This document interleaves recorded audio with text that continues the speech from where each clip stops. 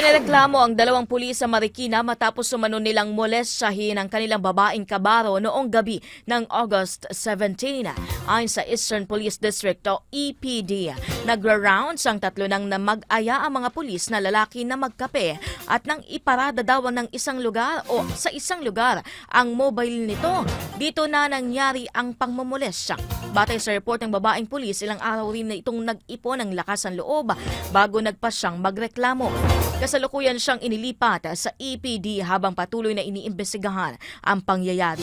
Samantala, ang dalawang pulis na may ranggong patrolman at staff sergeant ay agad na dinisarmahan at isinailalim sa restrictive custody ng Marikina Police.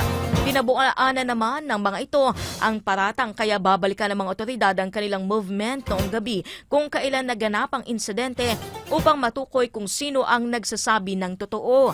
Pahayag ni Police Brigadier General Aden Lagdarante, District Director ng EPD, kung magre-resulta ang investigasyon sa sapat na ebidensya, agad na isasampa ang mga kriminal at administrative charges laban sa mga sangkot.